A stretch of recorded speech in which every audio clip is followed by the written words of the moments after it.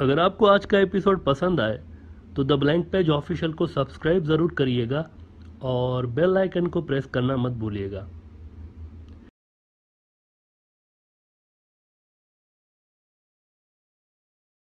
कभी कभी स्टेट्स जो होती है ना, रियासतें, इनके अंदर कुछ कुछ मामलात ऐसे होते हैं जहां सियासतदानों के बीच में और पब्लिक के बीच में एक डिफरेंस ऑफ ओपिनियन होता है।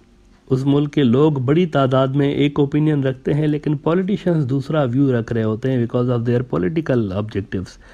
बांग्लादेश के अंदर भी इंडिया एक ऐसा टॉपिक है जहां पर लोगों की एक बड़ी तादाद पॉलिटिशियन से हटके एक नज़रिया रखती है। पॉलिटिशियन अलग नज़र से देखते हैं और लोग अलग नज़र से देख रहे होते हैं। और अगर आप इंडिया के अंदर ग्राउंड रियलिटीज़ को देखते हैं ना, तो आपको पब्लिक जो है बांग्लादेश की, उसके जो व्यू है ना, उसमें लॉजिक नज़र आती है कि वो जो सोच रहे हैं वो सही सोच रहे होते हैं। अगर आप इंडिया की ग्राउंड रियलिटीज़ को देखें, आज बांग्लादेश अपना विक्ट्री डे मना रहा है। 16 दिसंबर 1971 को बांग्लादेश पाकिस्तान से अलग होके एक अलग मुल्क के तौर पर दुनिया के नक्शे पर सामने आया।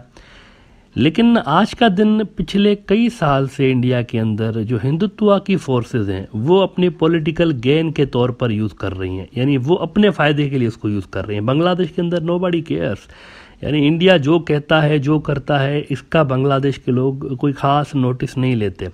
लेकिन इंडिया में 16 दिसंबर को अलग नज़रिए से दिखाया जा रहा है। इस वक्त भी उसको एक हिंदुत्व की विक्ट्री के तौर पर बीजेपी आरएसएस जो है वो यूज़ कर रहे हैं। और वो आरएसएस जो कि बांग्लादेश को वैसे मुल्क नहीं मानता, और आजकल भी आरएसएस का एक बहुत बड़ा नेता जो कि एज वी सेड पाकिस्तान को भी मुल्क नहीं मानता, बांग्लादेश को भी मुल्क नहीं मानता, इंडिया का ऑक्यूपाइड इलाका मानता है इनको, क्योंकि ये आरएसएस का नज़रिया है कि ये इंडिया की ऑक्यूपाइड इलाके हैं जो कि we have to take back and merge in India sooner और लेटर।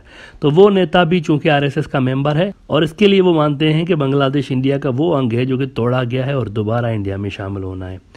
और एज वी सेड के यही उनका नज़रिया पाकिस्तान के लिए भी है कि 4 टुकड़े करने हैं, फिर दोबारा इन 4 टुकड़ों को हमने इंडिया में मर्ज करना है 1 बाय 1। ये आरएसएस का नज़रिया है।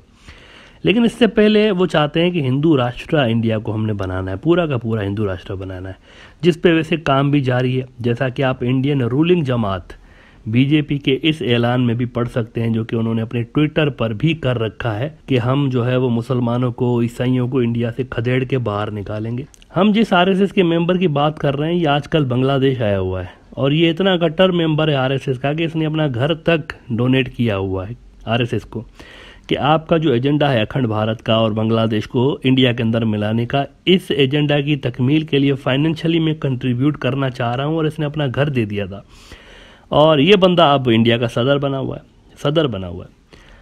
बांग्लादेश और इंडिया के पॉलिटिकल सेटअप की ये जो ज़बरदस्ती की शादी हुई पड़ी है ना, ज़बरदस्ती की शादी, दूल्हा दुल्हन राजी नहीं है लेकिन शादी है दोनों की, फिर भी इसकी बुनियादें बड़ी कमज़ोर हैं। और ये कितनी कमज़ोर हैं इसका अंदाज़ा आप इस बात से लगाएं कि आरएसएस का ये जो मेंबर इंडिया का सदर बना हुआ है, जो कि बांग्लादेश आया हुआ है और बांग्लादेश को अखंड भारत का हिस्सा मानता है और इसकी एग्जिस्टेंस के ही खिलाफ है, इसको बांग्लादेश आने पर रेड कारपेट मिला है और 21 तोपों की सलामी मिली है।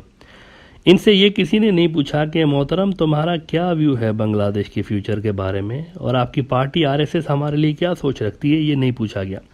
तो ऐसी ज़बरदस्ती की शादी जो कि पॉलिटिशियंस की हुई पड़ी है आपस में दोनों मुल्कों में, पब्लिक नहीं, पब्लिक को अलग करें आप, पब्लिक का एज वी सेड विचार ही अलग है, they don't care about India. लेकिन ये जो पॉलिटिशियंस की ज़बरदस्ती की शादी हुई पड़ी है, ये कितना टाइम चलनी है ये आप खुद समझ सकते हैं। लेकिन जो अहम बात है वो यही है जो कि हमने आपको बताई कि 16 दिसंबर को इंडिया के अंदर जो हिंदुत्व की जमातें हैं वो इस दिन को अपने पॉलिटिकल गेन के लिए इस्तेमाल करना शुरू इन्होंने कर दिया है, और बड़े बड़े इसके लिए वो प्रोग्राम भी तरतीब दे रहे होते हैं। बल्कि बांग्लादेश की मीडिया भले ही इस चीज़ को कवर ना कर रही हो due to some political reasons, लेकिन हम आपको बता दें कि इंडियन डिफेंस मिनिस्टर, रिक्शा वाले मंत्री, नींबू मिर्ची वाले बाबा राजनाथ, इन्होंने कहा है कि 1971 हमें याद दिलाता है कि 1947 में भारत माता का टूटना जो था वो गलती थी। 1971 हमें ये याद दिलाता है कि वो टूटना भारत माता की गलती थी। अब देखें कहाँ की कौड़ी कहाँ से मिला रहे हैं वो। इंडियन रिक्शा वाले मंत्री ने अभी 1-2 रोज़ पहले ही कहा हुआ है कि 16 दिसंबर जो है ना वो हमें याद दिलाता है कि वो गलती थी, भारत माता को नहीं टूटना चाहिए। अब वो उसको इस नज़रिए से अपने आवाम को बता रहे होते हैं। और गोदी मीडिया पे आज सारा दिन 2 मुद्दे रहे, विषय जो थे, दो विषय डिस्कस हुए। एक 1971 और दूसरा जो था यूपी का जो चुनाव हो रहा है ना, ये डिस्कस हुए। तमाम गोदी मीडिया पे सारा दिन सिर्फ दो ही मुद्दे छाए रहे। अभी हिस्ट्री में पहली बार ऐसा हुआ है कि इंडिया के तीनों सर्विसेज के जो फौजी हैं ना, आर्मी, नेवी, एयरफोर्स, ये बांग्लादेश के विक्ट्री डे परेड में हिस्सा लेने के लिए पहुंचे हुए हैं। पहली बार ऐसा हो रहा है, क्योंकि बीजेपी एज वी सेड इस दिन को पाकिस्तान मुखालिफ और अपने सियासत के अंदर, हिंदुत्व की सियासत के अंदर, और अभी तो यूपी की इलेक्शंस की जो मुहिम चल रही है उसमें भी इवन इसको यूज़ किया जा रहा है, इस मुद्दे को। और साथ ही ये इम्प्रेशन भी दिया जा रहा है कि मोदी साहब के दौर में बांग्लादेश और इंडिया के रिलेशन ज़्यादा ख़राब नहीं हुए। इस इम्प्रेशन को भी ज़ायल करने के लिए ये दिन यूज़ किया जा रहा है आज।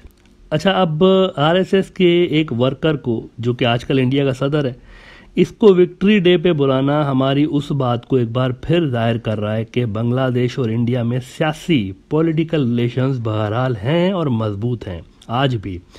क्योंकि उधर मोदी जी की पार्टी हो या कांग्रेस पार्टी हो या फिर इधर शेख हसीना की पार्टी या एक दो और पार्टियां हैं, इनको एंटी पाकिस्तान पॉलिटिक्स हमेशा सूट करती रही है।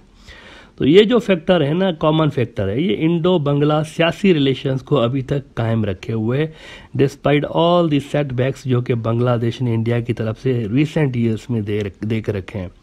तीस्ता का पानी, बॉर्डर किलिंग्स और फिर NRCCA और न जाने क्या क्या, इसके बावजूद भी ये सियासी रिलेशंस हैं और मजबूत हैं। अलबत्ता एज वी यूज्ड टू से पब्लिकली, इन दोनों मुल्कों के रिलेशंस डेड रबर हैं, मुर्दा घोड़ा है एक तरह का। पब्लिकली इसमें कोई जान नहीं है। आप इस मिसाल पे गौर ज़रूर करिएगा जो कि हमने शुरू में दिया, कि ये जो रिलेशन है ना, सियासी रिलेशन, ये बड़ा ही अननेचुरल किस्म का है। अब देखें, एक बंदा बांग्लादेश की एग्जिस्टेंस को नहीं मानता, वो 21 तोपों की सलामी ले रहा है आके रेड कारपेट पे उसी मुल्क के अंदर। अगर बांग्लादेश का कोई अपना शहरी, रामनाथ सिंह कोविंद साहब हैं जो इंडिया के सदर, इस जैसा नज़रिया कोई बांग्लादेशी शहरी रखे ना, तो उसको जेल की हवा खानी पड़ सकती है। ये गद्दारी के ज़ुमरे में आता है, इस तरह का नज़रिया रखना जो कि रामनाथ कोविंद साहब ने रखा हुआ है। लेकिन यहाँ पे आप देखें 21 तोपों की सलामी, तो इससे ये ज़ाहिर होता है कि ये कितना गैर फितरी और मज़े का खेज रिलेशन है। ये बिल्कुल अननेचुरल किस्म का रिलेशन है इंडिया और बांग्लादेश का आज के दौर में। चले सेक्युलर पार्टीज़ की अगर गवर्नमेंट होती तो हम कह सकते थे कि यार चलो ऊपर की सतह पर तो कुछ तो नेचुरल है, दोनों तरफ सेक्युलर पार्टियां हैं।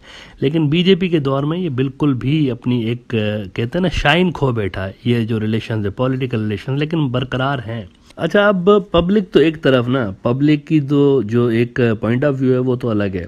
मतलब मोदी साहब जब आते हैं तो दुनिया देखती है कि बांग्लादेश की पब्लिक क्या चाहती है।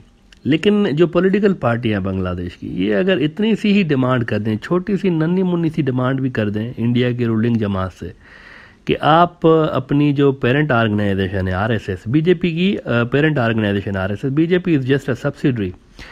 अगर बांग्लादेश की पॉलिटिकल लीडरशिप इतनी ही डिमांड कर दें कि आप अपनी पेरेंट ऑर्गेनाइजेशन आरएसएस से सिर्फ ये कहें कि एक स्टेटमेंट दे दें, छोटा सा स्टेटमेंट दे दें कि हम अखंड भारत में बांग्लादेश को शामिल नहीं करेंगे, दैट्स इट। सिर्फ ये कर दें, सिर्फ इतना सा कह दें कि we accept Bangladesh as a separate country और हम उसको अखंड भारत में शामिल नहीं करेंगे, इतना सा स्टेटमेंट दिलवा देना, तो वो भी नहीं हो सकता। That we can tell you, वो भी नहीं हो सकता, हो ही नहीं सकता। ना बीजेपी ऐसा कह सकती है, ना उसकी पेरेंट ऑर्गेनाइजेशन आरएसएस कह सकती है। वो बांग्लादेश को मुल्क तस्लीम नहीं करते। This is the point. India से हट के वो इसको नहीं देखते, अखंड भारत के रूप में इसको देखते हैं, तो वो ये स्टेटमेंट नहीं दे सकते ऑफिशियली, आरएसएस नहीं दे सकता। वैसे शेख हसीना साहिबा ने इंडियन सदर को एक मीनिंगफुल बात ज़रूर कही है इस मौजूदा दौरे पे कि हमारे मुल्क में माइनॉरिटी कोई नहीं है, सब बराबर हैं। बिल्कुल सही बात है। वैसे बांग्लादेश में लॉ जो है वो बराबर है सबके लिए।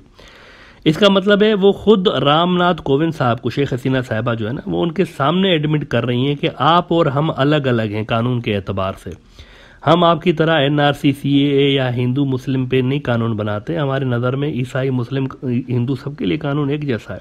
लेकिन हिंदी का एक वो मुहावरा है ना कि भैंस के सामने बेन बजाना, भैंस के सामने बांसुरी बजाना।